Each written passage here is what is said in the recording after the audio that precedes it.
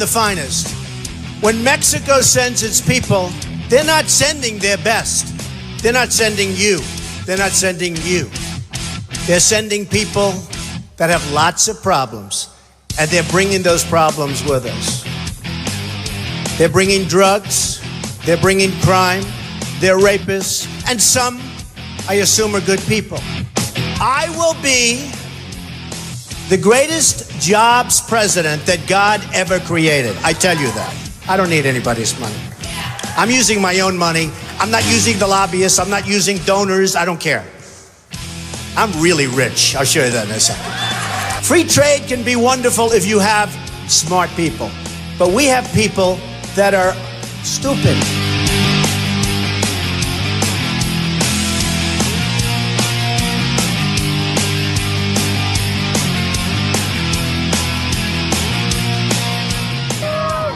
An overflow crowd clamored in Laconia to shake hands with the self-proclaimed $10 billion man, Donald Trump. He wasted no time criticizing President Barack Obama for his nuclear deal with Iran. That is the worst deal. That is the most incompetent deal. And also, we want our prisoners back now. And we will win the Hispanic voters. They love Trump. I love them. Nobody can create jobs like this. And like others, oh, Donald, you're a little controversial. We're going to have to drop you. We're going to have... I said, I don't care. The ties, what do they mean to me? He's wearing one of my ties, by the way. It's very nice. Referring to John McCain, a war hero, 5.5 years as a POW, and you call him a dummy. Is that appropriate in running for president? Okay, you got to let me speak, though, Frank, because you interrupt all the time, okay? I supported him. He lost. He let us down. But, you know, he lost. So I never liked him as much after that, because I don't like losers. But Frank, let me get to it. He hit me. He's not a war hero. He's a war hero. He's a war hero. 5.5 years. He's a war hero because he was captured. I like people that weren't captured, okay? I hate to tell you. Do you agree with that? He's a war hero because he was captured, okay? You can have, and I believe perhaps he's a war hero. Have you ever asked God for forgiveness?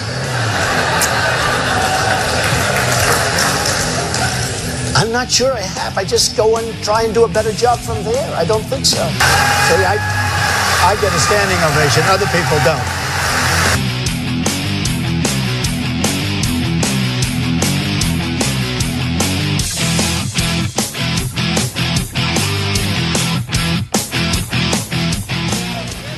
Ladies and gentlemen, please welcome the next president of the United States, Mr. Donald Trump.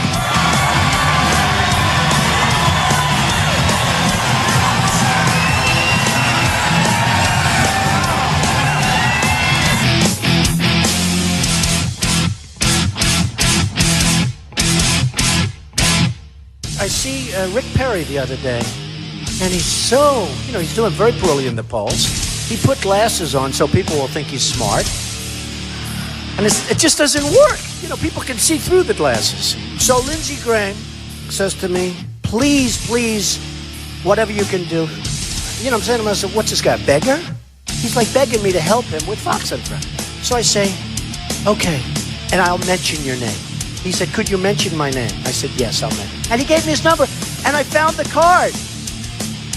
I wrote the number down. I don't know if it's the right number. Let's try it. 202-228-0292. I don't know. Maybe it's, 3-4 years ago, so maybe it's an old number.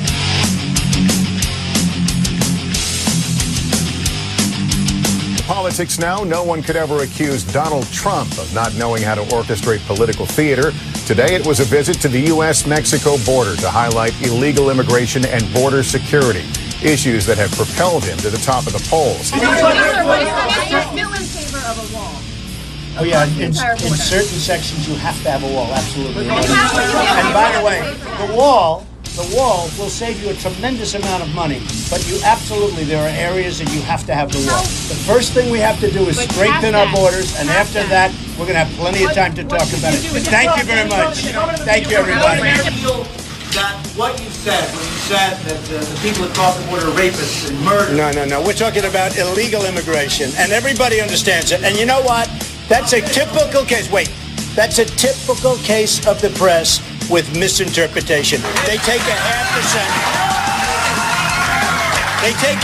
sentence. By the way, they take a half a sentence and they take a quarter of a sentence, they put it all together. It's a typical thing. And you're with Telemundo, and Telemundo should be ashamed. And I'll tell you something, what's really going to be fun? I'm right now suing Univision for $500 million. And I want to tell you, we're going to win a lot of money because of what they do.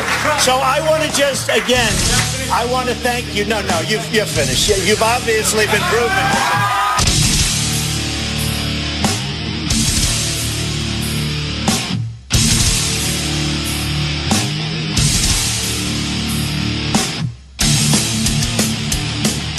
He's already hedging his bets because he's used to buying politicians. Well, I've given him plenty of money. You've called women you don't like fat pigs, dogs, slobs, and disgusting animals. Your Twitter account... Only Rosie O'Donnell.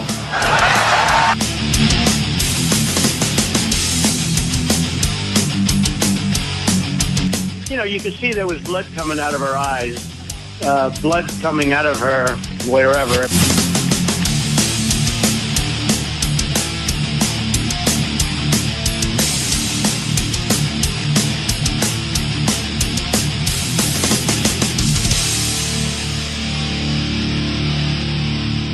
I'm joined now on the phone from New York by Donald Trump. Mr. Trump, welcome back to Meet the Press. Thank you, Chuck. Well, you've had 24 more hours to reflect on your comments on Megyn Kelly. Any change this morning? Do you want to apologize? No, there's nothing to apologize. She asked a very, I thought, very unfair question, and so did everybody on social media. What I said was totally appropriate. There was nothing wrong. Only a deviant, and I literally mean that, only a deviant would think anything other than that.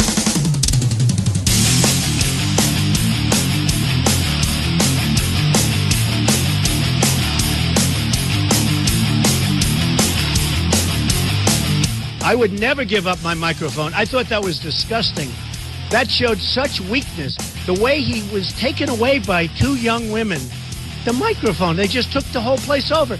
And the audience, which liked him, I mean, they were him. They're saying, what's going on? How can this happen? That will never happen with me.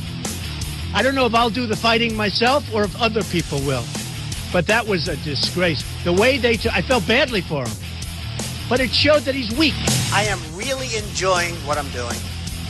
I love meeting the people. I love meeting the vets. I love meeting the military. I've been meeting people that I would have never met before. I love people. I love this country.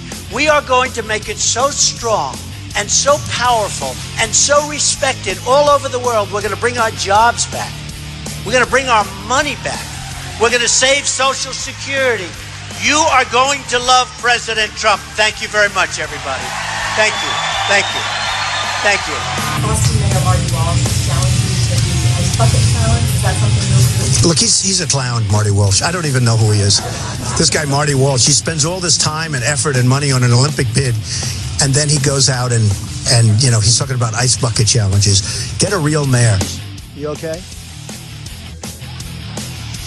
Jeb Bush said that on women's health issues, he won't fund them.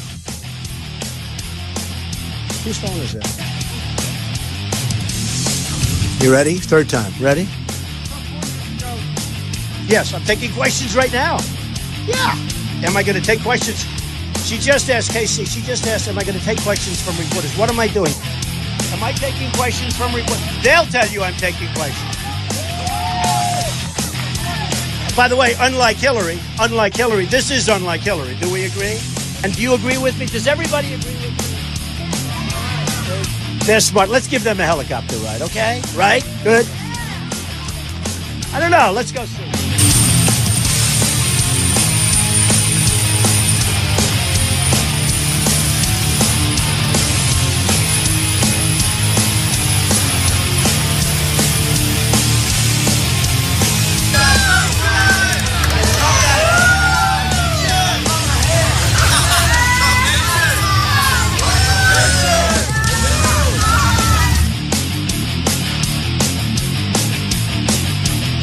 Hey, Donald Trump, look, here's a guy who I really respect. Here's a guy who gets things done in New York. You want to have somebody fix our country? Donald Trump is a guy who could economically fix our country. Could you I mean, Donald Trump, look, here's a guy who I really respect. Here's a guy who gets things done in New York. You want to have somebody fix our country? Donald Trump is a guy who could economically fix our country. Could you?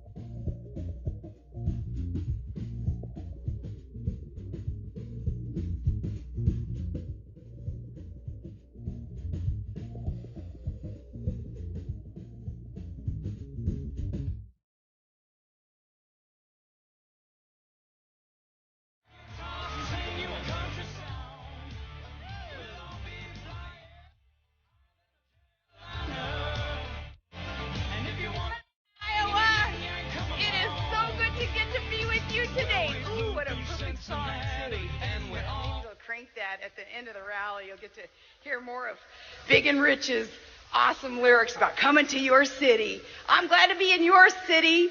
This is gorgeous. You all look great. Thank you so much for spending your very, very precious, valuable time here. Being involved in politics in these campaigns sucks up a lot of your resources, human and fiscal resources, and time is our most valuable resource. So thank you for spending it with us today. Iowa, are you ready to make America great again? You ready to get government off our back and back on our side? You ready to secure our borders so we can secure our jobs and secure our homes? And are you ready for a commander-in-chief who will respect our troops and will never leave any of them behind? You ready for peace through strength and that Reagan-esque posture that would tell any enemy, we're America, so we win, you lose. Well, only one candidate has a record of success that proves he's the one that's going to be able to get the job done. The one common sense conservative that really is in a perfect position to tell the Washington good old boys, hey, the status quo is gonna go because the American people are taking our country back. You know, and that's why both political establishments, both sides of the aisle, that's why they are in such a panic, because they recognize that it is our candidate who will do exactly that. And, you know, when both parties, the machines involved, when both of them hate you, then you know America loves you, and we do love he who will be next President of the United States of America, Donald J. Trump.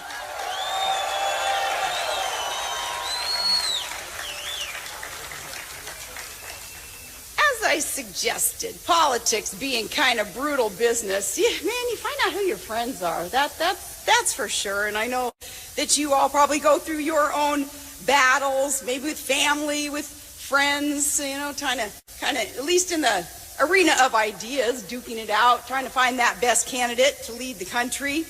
Let me give you an example of some of the, I don't know, little tiny bit of brutality. In the grand scheme of things, really, it's not that big of a deal, but you guys will appreciate it because you're from Iowa. We got your good old representative, Steve King, friend of mine, I thought. Well, here I see that just a bit ago, somebody's showing me a story, he's accusing me on MSNBC, first MSNBC, really? I know, MSNBC, of selling my support to Mr. Trump. And this is why, when you read things like this is why people don't really like politics. They know that it's dirty business because people will say things that they know are untrue. But why would a good conservative guy like Steve King from the heartland of America want to say something that he knows isn't true? That just doesn't sound like the heartland of America. Maybe he's forgotten some of his heart in the heartland. He got a touch of that Potomac fever there in D.C. Maybe he's been hanging out in a cornfield too long, huffing ethanol or something, because his accusations here are way off base, and I do want to address it because, hey, I'm not the only one learning from Donald Trump that you stand up for what is right. You stand up for yourself, your family, your community, and especially your country. When somebody says something that isn't accurate, it's not true. No, you don't kowtow and get down in a fetal position and let them clobber you. Heck, we've got a commander-in-chief today who's doing that. The rest of us don't need to do that. Let's lead the charge, teach our president how to fight back. So listen up, Steve King. Yeah, I guess I do have to confess, though, a little tiny bit, that I'm busted. You're right. Yes. Mr. Trump did make me a promise, and I will be better off when it's fulfilled, and I do believe that my kids, they're going to be more secure, too. So that is why I'm here today. I'm collecting on the promise. Because Mr. Trump promised me that he will make America great again, and that's the only thing I'm asking.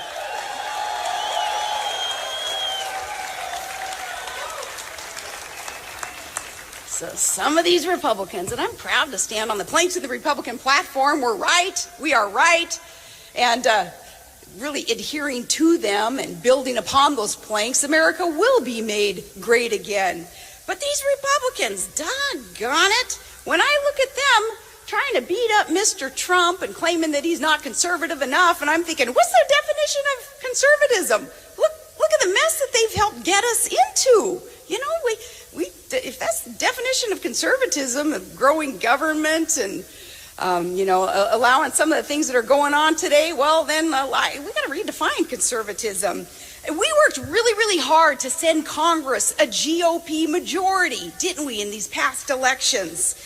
What did they do? We handed them the majority.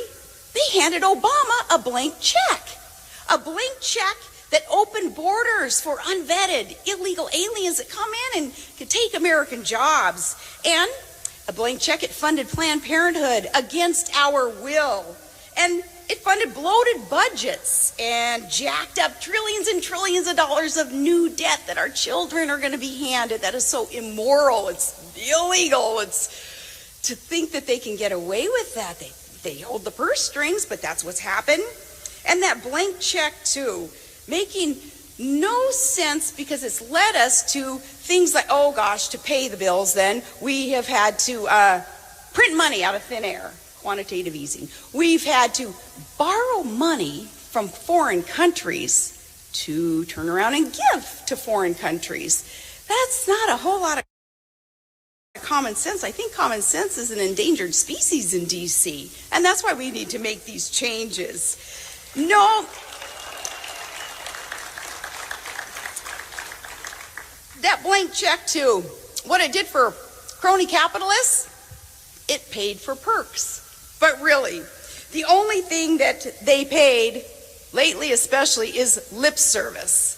Lip service to the idea of reining in, spending other people's money. Their addiction to opium, other people's money, needs to be cured. We know what the cure is. Get someone in there with private sector experience who has had to balance budgets. He has had to produce and not just rely on government and spending that other people's money. We have to be able to have someone in that highest CEO position in the land to turn things around and to teach those within our own party. And hopefully, if some of them aren't a lost cause in the other party, to teach them too how our economy can really get roaring again by doing the right things. No, it's been a lot of talk instead of do. And that's what we hire them to do, is fulfill their campaign promises and rein in this bloated government. Well, Trump's campaign is beautiful because it's exposed all this. And he's exposed it because he's a doer. And Donald Trump, he builds things, big things. You have to ask yourself, what have his opponents ever built?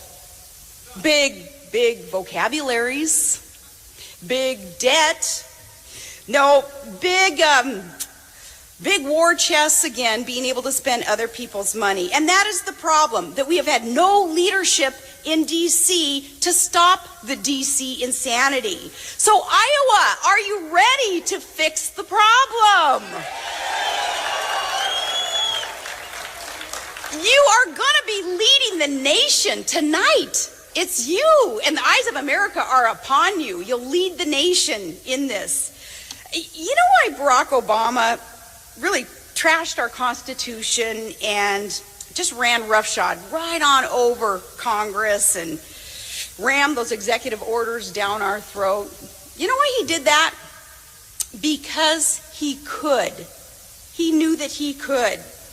This, though, this great awakening that you are all a part of is telling those in D.C., those good old boys, that we're not going to take it anymore, that enough is enough. You are part of this great awakening that is so needed, and it's a movement, and it's an energy, and it's a strategy.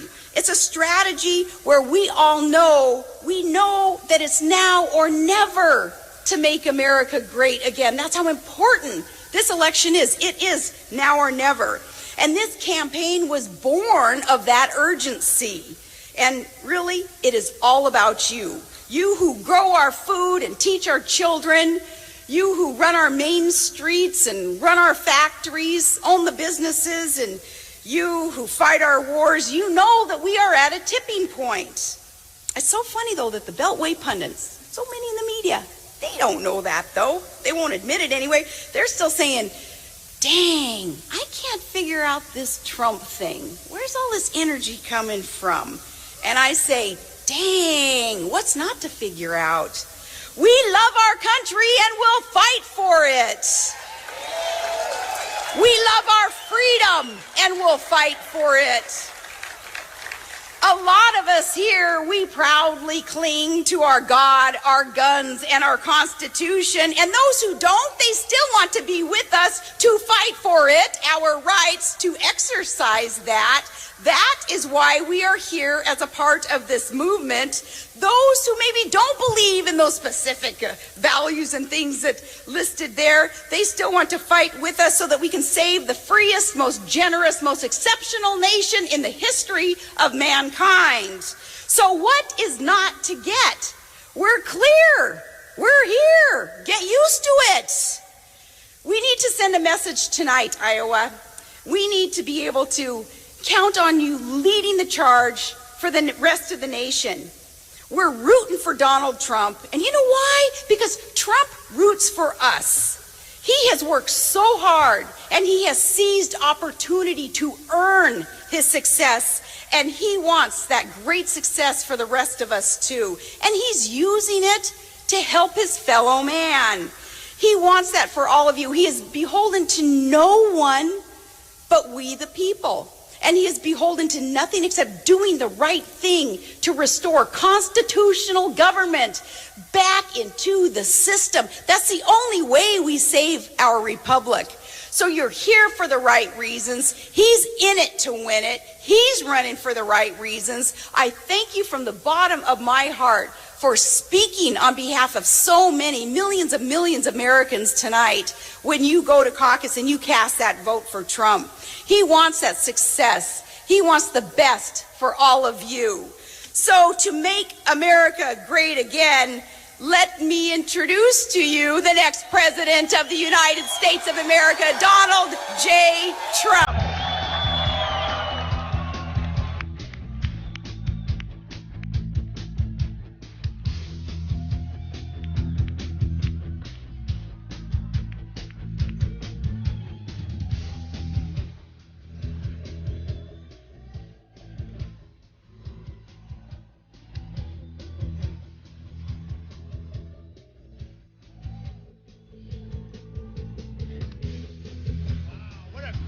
What a great, look at this. So beautiful. Well, I want to thank Sarah, first of all. Having Sarah and her whole family, Todd, everybody. She's got a great family and she's a great woman and she really does love this country. So having your endorsement, Sarah, means just so much, Sarah. Thank you very much. And to have a crowd like this on our final day, can you believe it? This is the day. This is the day we take our country back. Remember that. This is the day we take our country back. So I got a little notice in case you see the security guys. We have wonderful security guys. They said, Mr. Trump, there may be somebody with tomatoes in the audience. So if you see somebody getting ready to throw a tomato, knock the crap out of them, would you? Seriously. Okay? Just knock the hell. I promise you, I will pay for the legal fees. I promise. I promise. They won't be so much because the courts agree with us, too. What's going on in this country? So, over the last period of time, this journey on June 16th. Who would have known that it was going to turn out to be what it's turned out to be? It's been so pleasurable. I've seen so many people. I've gotten to know so many people. We have a movement, and Sarah alluded to it, but we have a movement going. Whether we go to Dallas, we had 21,000 people in the Mavericks Arena, 35,000 people in Mobile, Alabama, 12,000 people the other night in Massachusetts. No matter where we go, we have incredible, incredible crowds that truly love this country. And we are, in fact, going to take it back. You know, our theme is Make America Great Again. It's very simple. It's very simple. We're going to make America great again. Now, you have to stick up for your rights in life. We were talking about this before with a group. And I wanted to debate so badly the other night. I wanted to go back. But when people don't treat you properly, just like when they don't treat our country properly, when Iran, after all we did with the $150 billion, can you believe that? I can't even think about it. Iran, the deal we made, and then they capture our sailors, they put guns to their head, they make them sit in a begging position with their hands up, and the only reason they released them is because they wanted their $150 billion. I mean, let's not kid ourselves. We have to develop, and we have to get respect back for this country. We are not respected anymore. We've had leadership that's grossly incompetent, and it can't go on any longer. This is why on June 16th, I said, I'm running. We're going to do something that's going to be so amazing, and we are going to make our country great again. So, with Fox and with the debate, and you know, we could have broke the record. They had 12 million. The record is close to 25 million. I was in that one.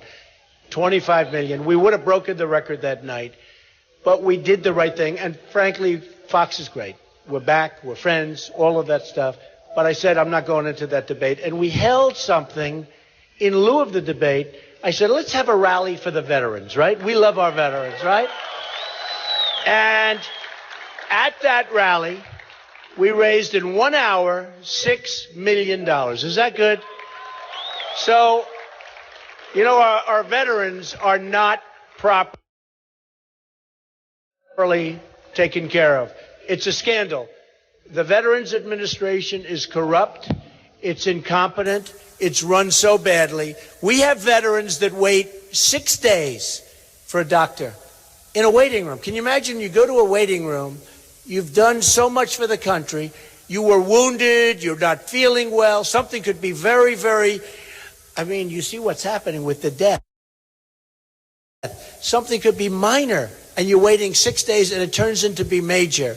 So what we did, we raised this money, and we're giving it out, and we just gave out a check for $100,000 a little while ago. We're giving out another check, and they can bring it up, and we're going to deliver it right to, it's Mulberry Street Veteran Shelter. They do an amazing job, and we have been very careful. We're giving this, but bring it up, Dan.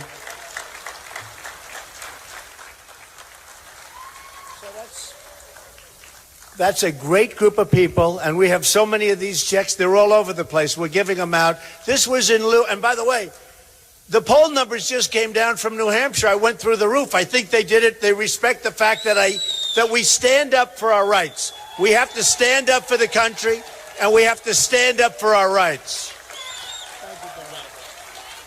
So congratulations to Mulberry Street. We don't win anymore. Our country doesn't win. We used to win. We used to win plenty. We used to have great generals. We used to have General George Patton, General Douglas MacArthur. We have the potential to have great generals now. You look at Annapolis and West Point. You look at the Air Force Academy. I know them so well. I know them all so well. We have great, young, brilliant people, but we don't have the right leadership on top. To think that ISIS, oh, we're going to win. We're going to win so much. You're going to get so tired of winning. We're going to win. We're going to keep winning. It's true. It's true. We're going to keep winning. You're going to say, Mr. President, please, please, we can't stand it. We're winning too much. We can't. And I'm going to say, I'm sorry. I'm not changing a thing. We're going to keep winning. But we are not winning at all now, but we're going to keep winning. We are indeed going to keep winning. We're going to win with trade. We're going to win with our military. We're going to build it big and strong and powerful. And you know what? Nobody's going to mess with us. It's the absolute cheapest thing we can do. It's the least expensive thing we can do. It's going to be big and strong and powerful again. You know, I have a friend. He's got a young son who's a great, great young man. He was over for 2 tours of duty. And I said, how is it, Middle East? How is it over there? He said, it's so sad, Mr. Trump. We have old equipment. The enemy has the good stuff. And I said, what are you talking about? He said, we give equipment to people that we think are on our side. A bullet's fired in the air. They run. The enemy goes, takes the equipment. And I talk about it all the time. 2,300 brand new armor-plated Humvees, Sarah. Okay? Brand new. 2,300. I even say, how do you get them over there, that many? And I thought it was a mistake. I figured they meant 2 or 20. Our wounded warriors, instead of losing their legs, their arms, worse, they're okay. They go for a little ride upward and they come down. The best stuff, all gone. Taken by the enemy. Taken by the enemy.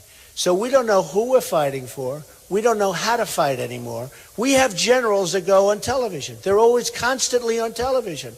I don't want my generals going on television. and they talk. I saw one of them who's retiring. They said, what do you think of ISIS? Oh, they're very tough. They're very tough.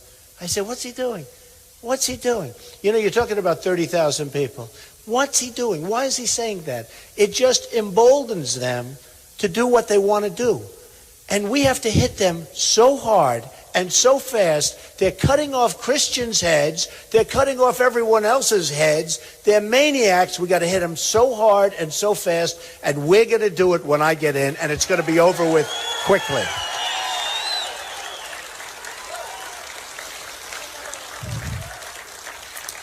We have to be unpredictable. You know, it's the system and whoops, we have a protester. Oh, good. I hope we have a protester over there.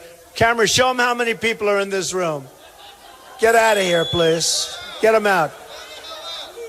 Do you have a tomato?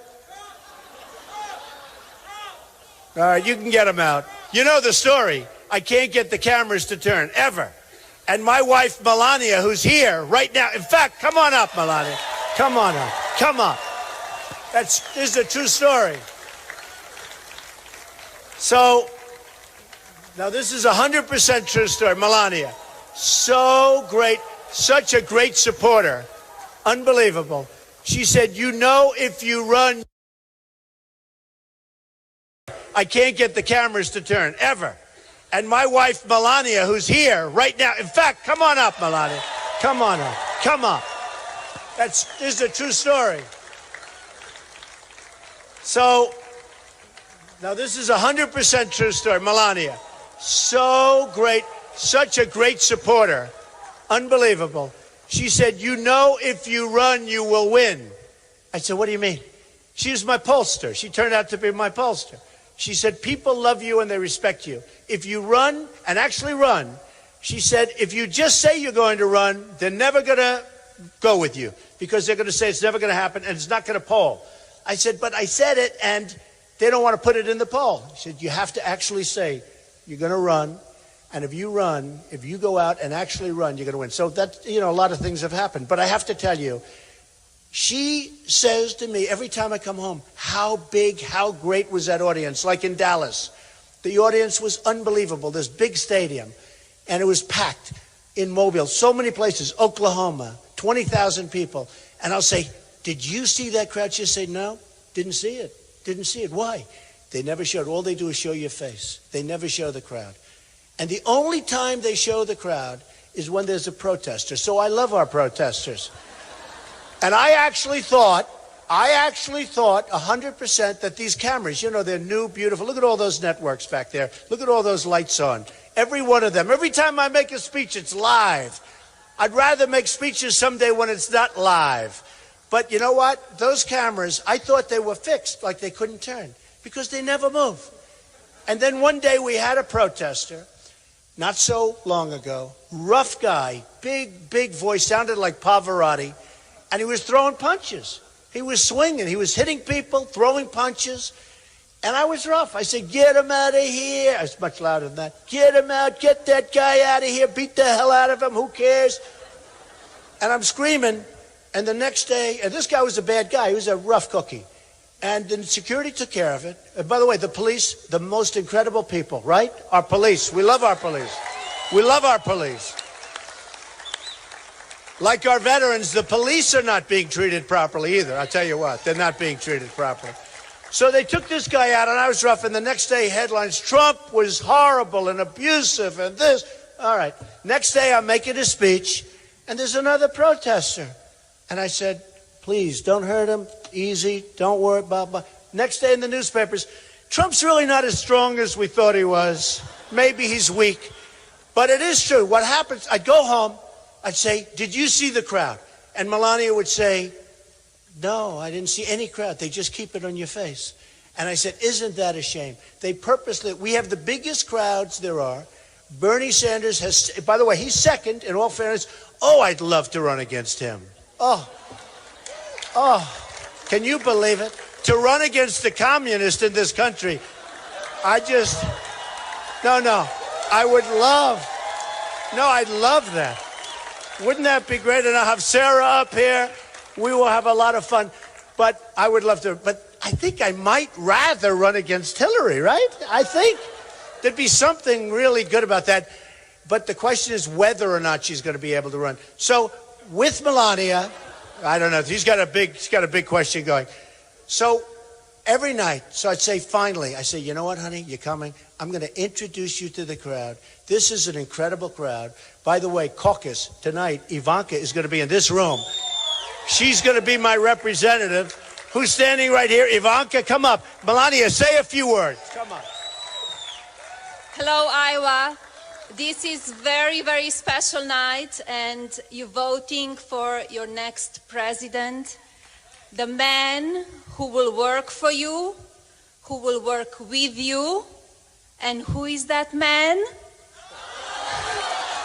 I agree. He is the man. Good luck. Thank you. Thank you, honey.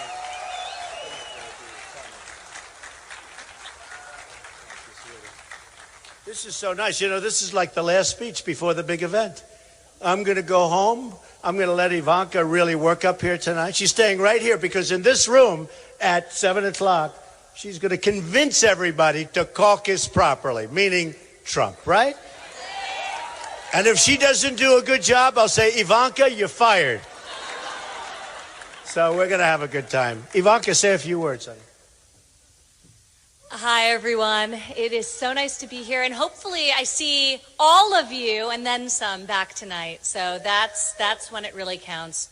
My father has been working unbelievably hard his whole life, but now he is dedicated to working unbelievably hard for each and every one of you and people all over this great country. In order to do that, you have to show up 7 o'clock tonight, be here, and I have no doubt, and I can say without equivocation, my father will make America great again. He will make you very, very proud, and he will exceed your expectations. So let's bring that to fruition, and it all starts here. Thank you all very, very much.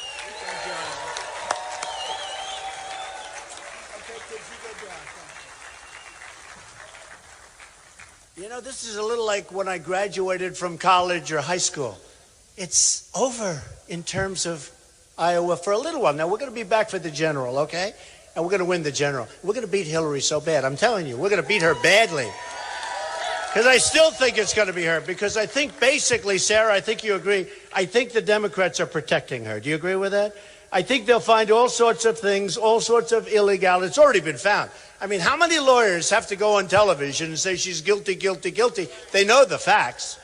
So it's going to be very interesting to see what the Democrats do. They have a big problem on their hands. That's a tough, tough problem. But one way or the other, we're going to do some big victories. You know, when they go over the recent polls where I'm beating Hillary fairly substantially, but even more important, because it's a long way off, I think we will win states that are not in the Republican view. For instance, numbers came out the other day really great in Michigan. Well, we're not going to win Michigan. The other people are not going to win Michigan. It's going to be, you know, you have your little formula. You have to win all 6 of 6 states. I really think we have a lot of margin, and I think we'll win those 6 anyway. But we're going to win Michigan. We're going to win Ohio. We're going to win Florida. You know, in Ohio, and I like Kasich. I like him. But in Ohio, in the poll, I'm leading him by a lot, right? And then in Florida, I'm at 48. And Marco, who I also like, is at 11. And Jeb Bush, he says low energy. Did any phrase ever hit a human being like low energy hit Jeb? Boy, you know, he spent, the only reason I don't feel badly about it, he spent $25 million on negative ads on me. 25. I say, who is this guy? What's he doing? He's got to beat all these other people before he gets to me. He should go after them first. And he goes after almost everybody. He's got $128 million to waste.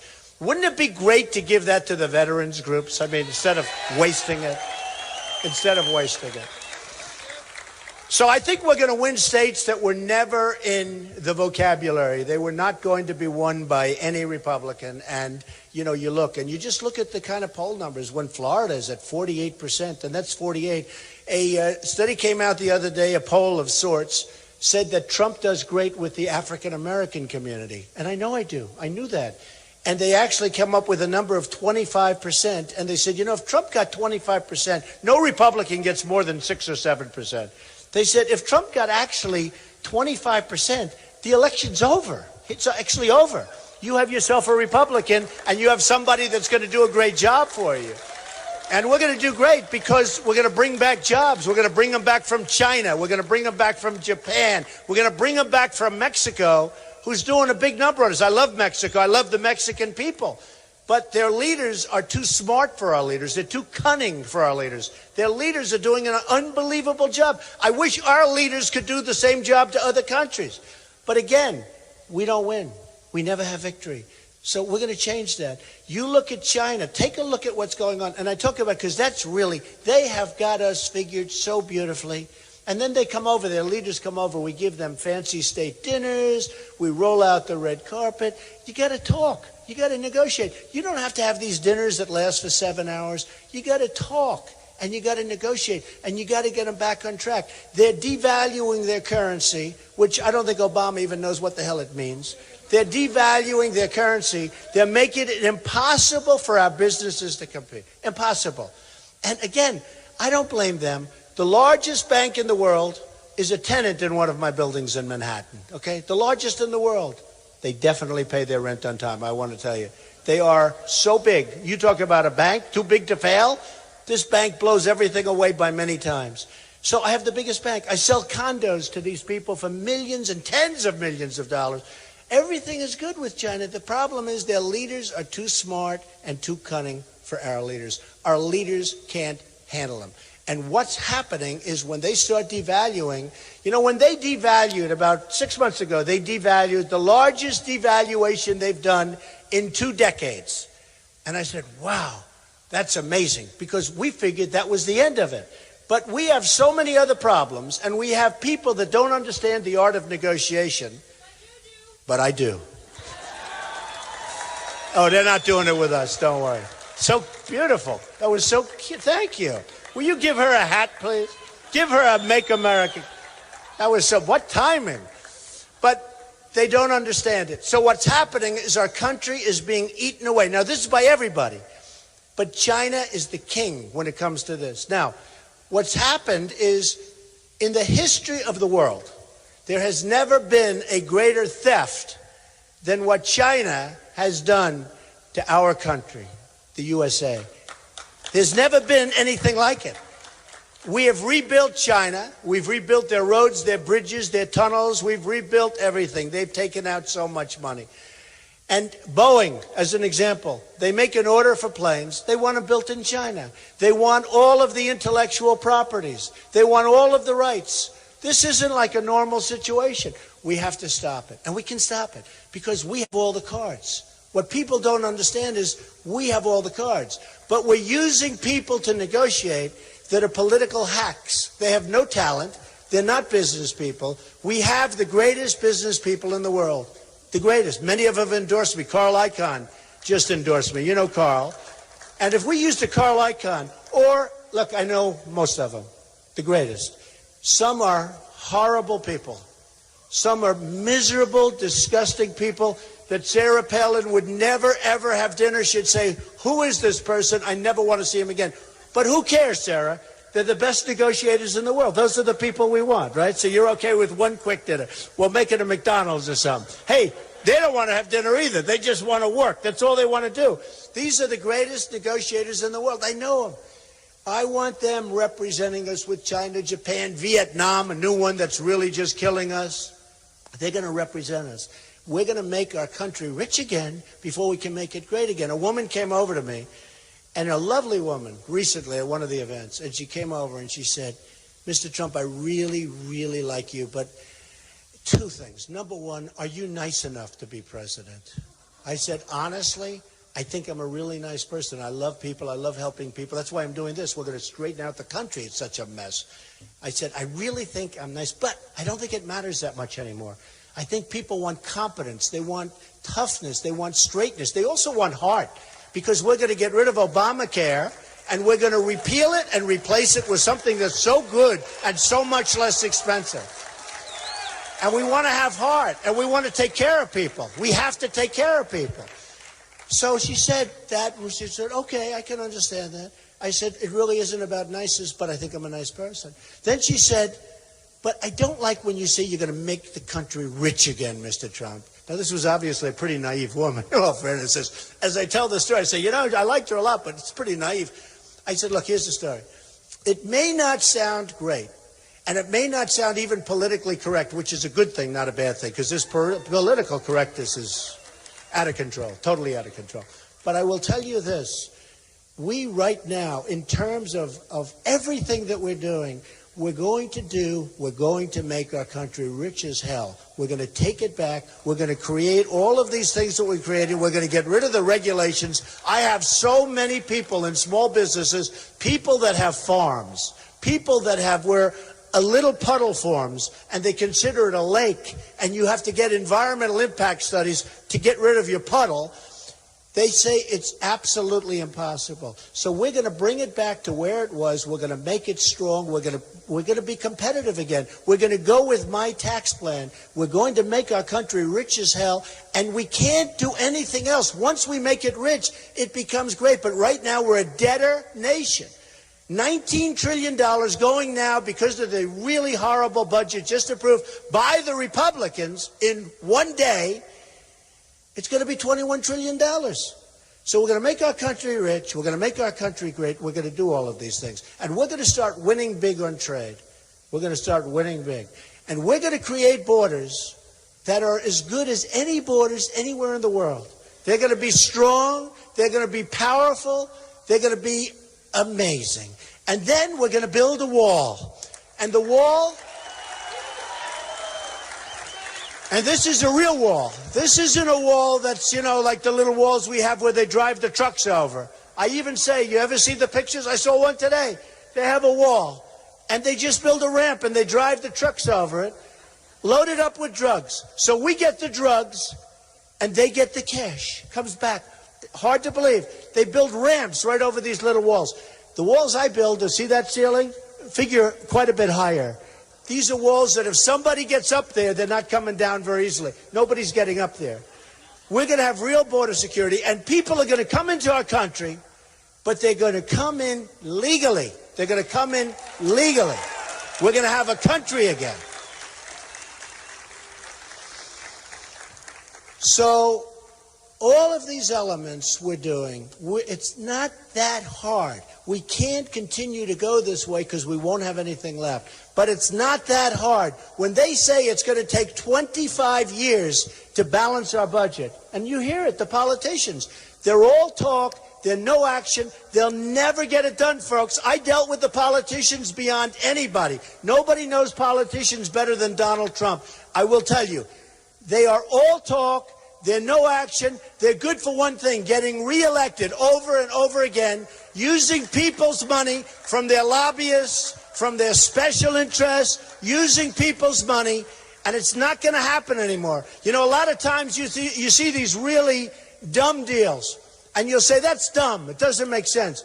But then when you think, it does make sense, because these politicians are representing interests, whether it's a country or a company, where doing those stupid deals actually makes sense only for that politician and for that company or country, okay? Those deals are done. I'm self-funding my own campaign. It's my money. It's my money. I'm putting up my money. And remember this. So far, I have spent very little money. Very little. I'm going to start spending. 2 reasons. Number 1, I feel guilty.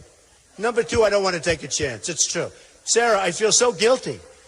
When you have a guy like Jeb Bush that spent over $100 million, and he comes out, and he's like down at the bottom of the totem pole, and I'm number 1, and I've spent almost nothing. I've spent very little.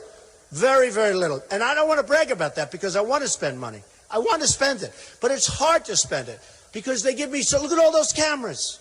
Nobody else has it. They give me so much time on television, so they'll have a 15-minute segment, Trump, Trump, Trump this, Trump that, Trump that. Then they stop the segment. They go, we'll be back with Trump on something else unrelated right after the commercial. So then I say, man, how can we put a commercial? They go, Trump, Trump, Trump, Trump. So I was going to, at this point, to this day, virtually exactly, I was going to have spent $40 million. And I spent almost nothing. I spent almost nothing. But now, do you notice I'm doing commercials, I'm spending, I want to spend, because we don't want to take a chance. But think of it. Our educational process is so bad. You have Norway, Denmark, Sweden, China. These are the top of the pack. They have the best educational systems in the world according to the various lists, right? We're number 28 in the world. We have third world countries that are ahead of us. But cost per pupil, we're number one by far. So we're way, way up. In fact, number two doesn't even exist. It's such a difference. So we spend the most money, like Jeb and these other people. We spend the most money up here, but we're down at the bottom of the totem pole over here. Wouldn't it be nice if, and I'm not just relating this to education, I'm relating it to a lot of things. I'm relating it to everything. Wouldn't it be nice if we could spend the least and have the best result? Wouldn't that be nice? Wouldn't that be great? So we're going to do that. And we're going to do things where other people respect us. As an example, we protect, and most people don't even know this, and I've really become somewhat of an expert on it, I will tell you, because it's such common sense. We protect Japan, making a lot of money. By the way, Abe, their new prime minister, doing an unbelievable job. You know who he negotiates with? Carolyn Kennedy. Do you believe it? They have Carolyn Kennedy on 60 Minutes. I was on 60 Minutes with Putin. We were stablemates. We didn't do it together. They did Putin and Trump, and we got one of their highest ratings. So now I like Putin. Now, Putin called me a genius, by the way. He said, Donald Trump is a genius, and he's the absolute leader over there, and he's the smartest person. And my Republican opponents said, you have to repute that. I said, I'm not reputing it when somebody calls me a genius. Why would I repute it? Why the hell would I repute that? But then I said to myself, wouldn't it be nice if we actually got along with Russia and we got along with some of these countries and we let Russia knock the hell out of ISIS also? I mean, that's not so bad. It's not so bad. But you look at the different things and the different countries that we've got throughout the world. We're not respected by anybody, and yet they all take advantage of us. It'll be just the opposite. I have a friend, and I tell this story all the time. He's a great contractor, an excavator, one of the biggest. He digs foundations. A big guy, made a lot of money, has a great company. And he bought Komatsu excavators, a tremendous order of Komatsu, not Caterpillar. By the way, take a look at Caterpillar stock, folks. And I told the story a year ago, and anybody that really listened would have sold their Caterpillar stock. But he bought Komatsu, and I said, what's wrong? He looked unhappy. I told my wife, I told Melania, I said, you know, he's like unhappy. Because all his life he bought Caterpillar. He said it was impossible to compete. They so devalued the yen in Japan that, and they came at me, the government, everybody. They wanted me to buy, and I have an obligation to my wife, to my family, to my company, to my employees. I have to buy what's right. The difference was so much. I said, which is better equipment? He said, Caterpillar's better, but the other's good. It's fine. But I had an obligation. And he was very, very upset about it. And I thought about it. I said, gee, that's really, and I told this story. Some of you have heard this story. This was like a year and a half ago I told that story. And if somebody would have done a short on Caterpillar, they would have been very good. Because just based on that story, it didn't make sense. So 60 Minutes does a story on Carolyn Kennedy. And it's the most incredible thing you ever saw. And they said, how did you become the ambassador to Japan? And she's a very nice person. You know why I say she's nice? Because my daughter Ivanka likes her. That's why. Anybody that my daughter Ivanka likes, I like, okay? That's a father. But they said to Carolyn Kennedy, and you can look this up and you'll see it. I got all those cameras back there. They'll be checking it out, but you'll find it. They said, how did you become the ambassador to Japan? She said very meekly, very nicely, but meekly, she said, well, I wanted a job. I had nothing to do. So I went to the White House and I said, do you think you could perhaps find something for me to do? Could you get me a job? And they said, would you like to be the ambassador to Japan? And she said, really? Okay. So now you carry it forward a couple of years, and they're doing a story on her, and they have Abe and they have all these Japanese guys, the top guys, whining and dining her and giving her big celebrations and doing a whole big number. And I say, oh, it's so sad. It's so sad. I want one of my killers negotiating. I want one of our people negotiating. I don't want Carolyn Kennedy negotiating. I don't want her. So Another story with China, because trade is so important. It's so important. It's sucking the blood. China's taken so much from us. They've taken our money, our jobs. So a friend of mine is a great manufacturer, manufactures various products. And, you know, you always hear about China and no tax and all this. So China sends their stuff over here. We let them in. No tax, no problems, no nothing. And I am a free trader, by the way, just so you understand. I believe, but it's got to be fair. So my friend who manufactures great product, better than what they make, cannot get his product into China. Finally, after years, he gets it in, and they charge a massive tax, which they call a tariff. Massive. I said, can I tell the story? He said, I don't care. Tell the story. He said, they are brutal to do business with. They're absolutely impossible. And hence we have a $500 billion a year trade deficit. We cannot continue to have that happen. Now, when I announced that I was going to run for president, it takes guts. Believe me, I never did this stuff before. I create jobs. I do great buildings. I do a lot of stuff. I've created an unbelievable company. In fact, a lot of people said, he won't run because he just wants to have a good time. It's not a good time. I love you people. I can think of something else to be doing right now, okay? Thank you, darling. I love you. But I said, you know what? We have to do it. I don't even know if we have a choice. I see the people that are running. I know the people that were running. We don't even have a choice. But when I did this, it was different. I said, I'm going to do it quickly. It wasn't going to happen. By the way, so I'm standing. The most dishonest people in the world are the people that are standing behind those cameras. I tell you what, the media, totally dishonest. At least 75 to 80%. You might have 20%. Probably 5% is really good. But 20, 25%, okay. But very dishonest group of people. But you know what? We had to do something. We had to do it fast. If we didn't do it quickly, it wasn't going to happen. So I'm standing at the top of the escalator with Melania. I took a deep breath. I looked down at Trump Tower. It was like the Academy Awards. There were so many cameras. And I said, is this true, honey? I said, let's go. It's not something I had to do it, but it wasn't that I wanted to do. And everybody said, the pundits all said, oh, he's not going to run. He's just toying. He's just doing this. He's just trying to build up ratings for The Apprentice, which, by the way, they wanted to renew for 2 more years. And I turned him down because of this. Steve Burke, a great guy, came up to my office from Comcast, great guy. And he wanted to renew for a long time, for as long as I want. And now we have Arnold Schwarzenegger. By the way, how will Arnold do on the show, Arnold Schwarzenegger? Will he be as good as Trump? No. He better be, because I have a big chunk of that show. So we'll find out. It's going to be very interesting. So I come down the escalator, and you remember, I'm waving, and I say, what are we doing? And I brought up illegal immigration. And you wouldn't even be talking about illegal immigration had I not brought it up at that particular event, okay? You wouldn't even be talking about it.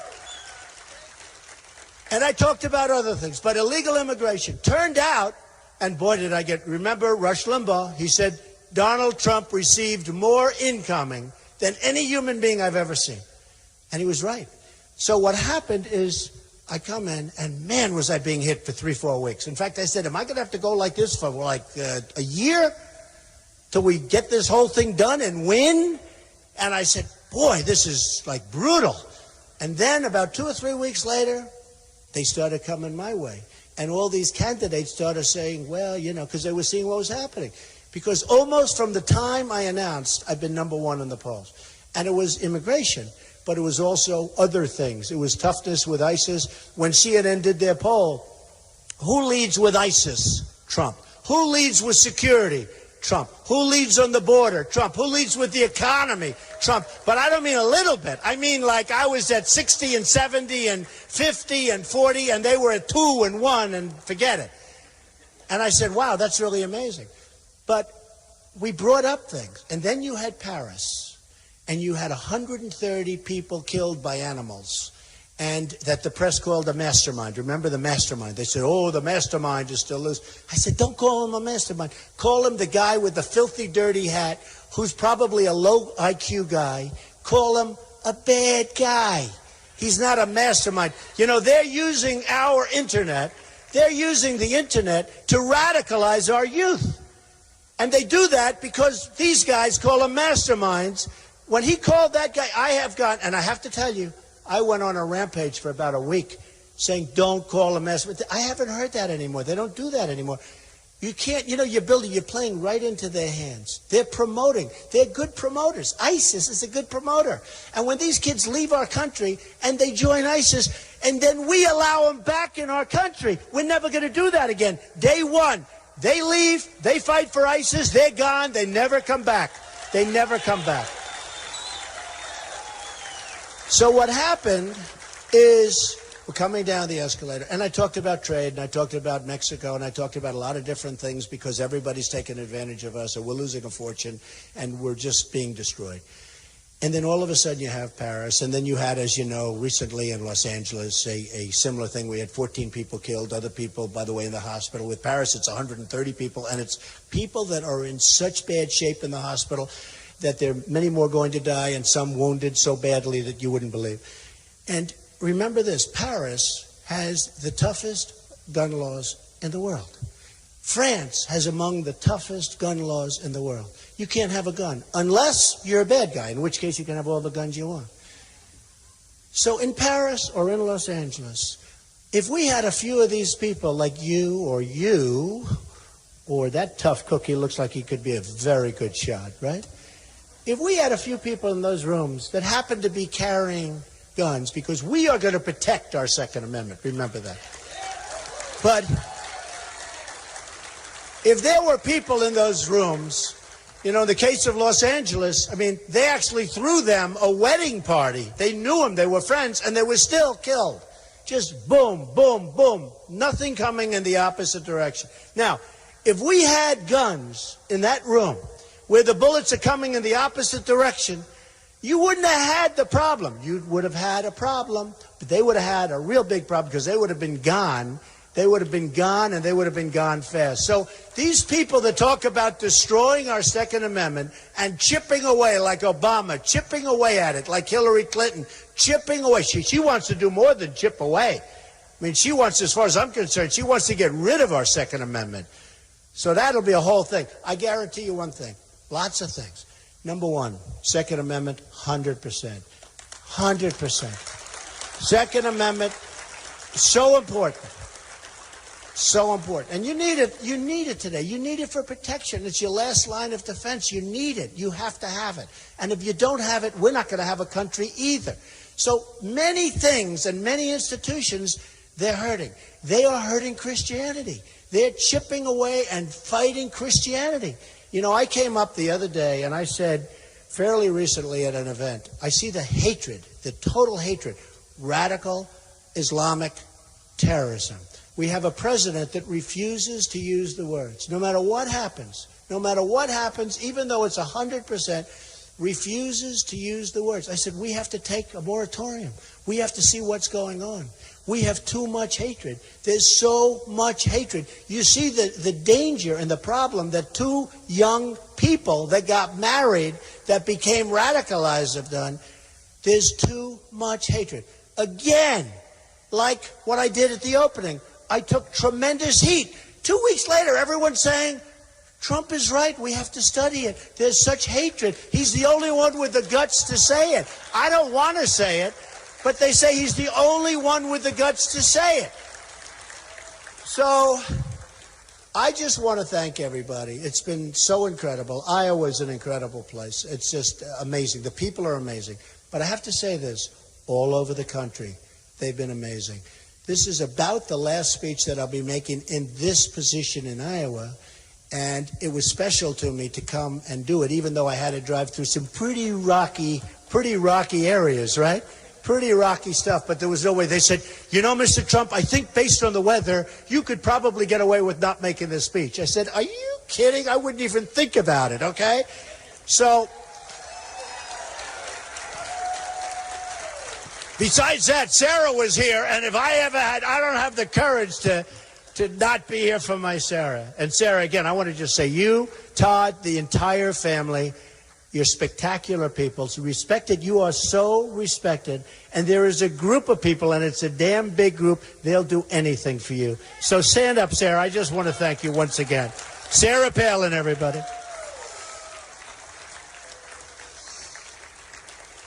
So hopefully we're going to have a great victory. And if we do have, it's a very important, I could say very easily, a lot of the news commentators, actually some of whom I'm sort of friendly with a little bit, you get to know them, they say, wouldn't you be better off if you just said we want to do well in Iowa? And I said, not really. I mean, I want to be truthful. I'm a truthful person. I want to win Iowa. I don't want to do well. I want to win.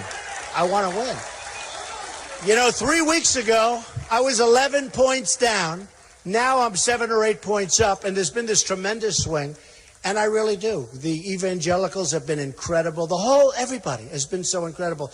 So I could say, I'd love to. I love you all. Make sure you caucus tonight. I don't want to take the safe way. I want to win Iowa. It's going to send such a great message that we're not going to take it anymore. We're not going to take it. We're not going to take it anymore. We're going to take our country back. We're going to make America great again. We're going to be so happy. We're going to be so thrilled. And we're going to be proud to say we're from the USA and we are the best and there's nobody like us. I love you all. Make sure you caucus tonight. Make sure you all caucus tonight. We're going to have a tremendous victory. We love you. Thank you very much. Thank you. Thank you, everybody.